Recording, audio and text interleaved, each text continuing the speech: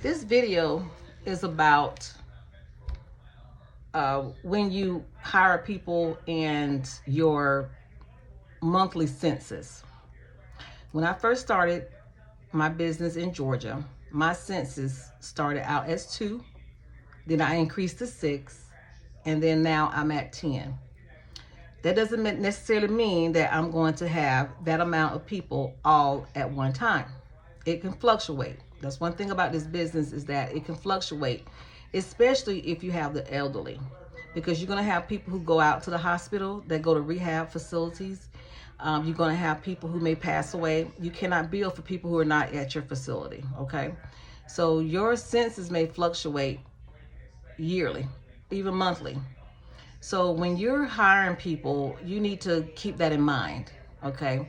So when I first started, when I had 2, of course, I did the work. I didn't hire anybody. When I had 6, I did have some people helping me at one time. Now that I have 10, I still have people helping me, but it's my family. And I have my family helping me because, first of all, I know that their background is going to pass, because you do have to do background checks. So I know that my family background is going to pass. That's one thing. I know that they're going to be trained, and that they are going to make sure that they do their job, and that they're not just there for a paycheck, that they're going to actually genuinely care about the people that we care for, and that they're going to do a good job. Because to be honest, my team volunteered. They didn't get paid because our income wasn't enough. So they did not get paid. They volunteered. My 2 sons that worked with me, they did not get paid. They did not get a paycheck. They volunteered because, first of all, it depends on your income. Now, people, depends on where you located, what state, what city, what demographics you're serving. It depends. Now, you'll see people that say, "Oh, I get 5,000 a month, 6,000, 3,000." That is not always the case. In fact, it's not the case in a lot of circumstances, okay? Especially when you're small. So if you're I'm licensed for 10, right? But does that mean I'm going to get 5,000 for each client? No. Okay.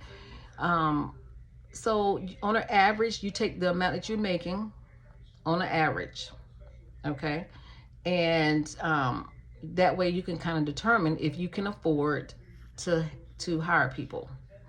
And like I said, my family works for me because, at first, they're dependable. Second, it's not just a job for them, it's a family business, a family legacy. 2, depends on what kind of people we have, if they'll be able to get a paycheck, okay? Because, say for instance, if you're in a low income area, you may not be able to get but $900 a month for somebody. Okay, this is generalized. So if you get $900 a month and you have 10 people, that's like $4,500 a month. Okay, well, you got to take out your mortgage, you got to take out your expenses, your insurance, all that stuff. So what's left? All right. So yes, you do want to try to get those high paying people.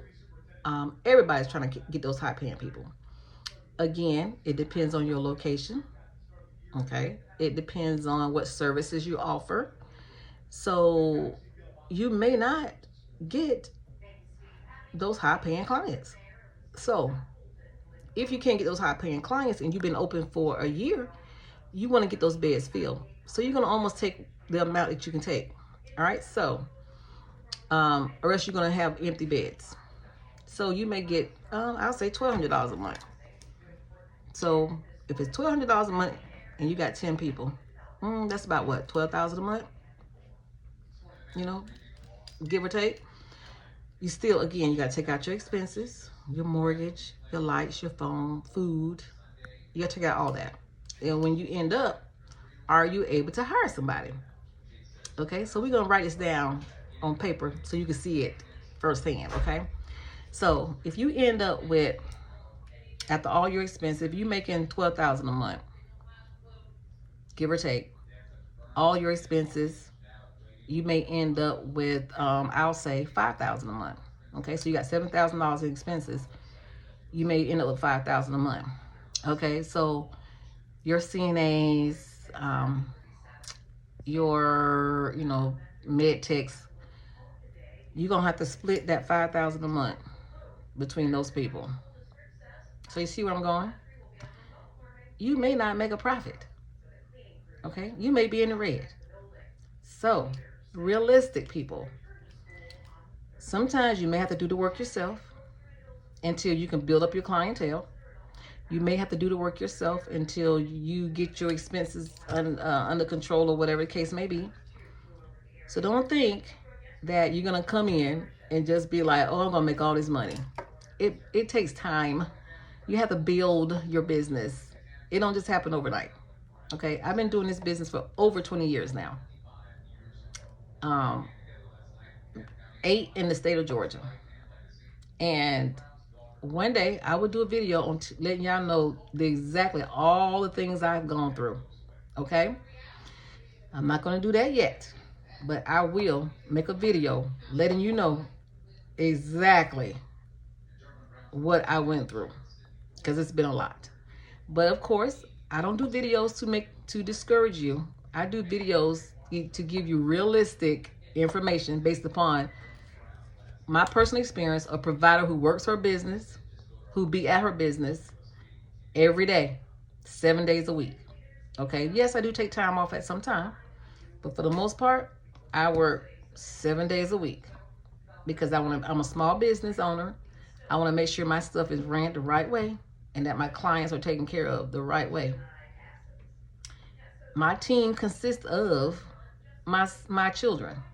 Okay, that's who my team consists of, because first of all, they grew up in the business. They were babies when I started 20-something years ago. So they were babies. They know what I expect. They know what I expect from them, what they expect from me.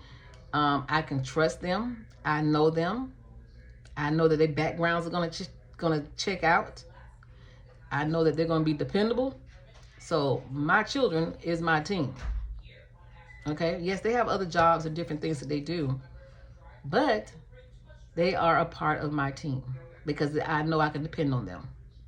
Okay, so you got to get people that you can trust, that you can depend on, and that have your back. And that is not going to just be in this business because of the money, because the money may be here and it may not. Okay, you got to do it for the right reasons. Don't just automatically say, oh, they make money, I want to do this. You can, yes, you can, but you got to do it the right way. Okay, and one more thing I want to say. When people talk about scaling, you can scale, it kind of depends on how you want to do. But for me, I'd rather have more people under one roof than a whole bunch of facilities, and I got to spread myself out if something go down. Okay, or if somebody decide they want to hop up and quit on me, and then I got to find a replacement, or I got to work it myself, and then I got other facilities I got to worry about too. So I'd rather have more people under one roof than a whole bunch of small places. Okay, that's just me. Everybody's different. Everybody, to each its own. All right. Well, that's my information for today, guys. I hope you enjoy the rest of your day. And again, I give you information based upon my experience. I am not trying to discourage you. I just give you real life scenarios and situations so that you can be well informed before you get into this business, because a lot of people are getting into this business for the wrong reason and then they close. Okay, you want longevity. There's some quick, rich schemes and businesses out there, but this is not one of them. This is a long-term longevity business. Okay. All right. Until next time, guys, take care.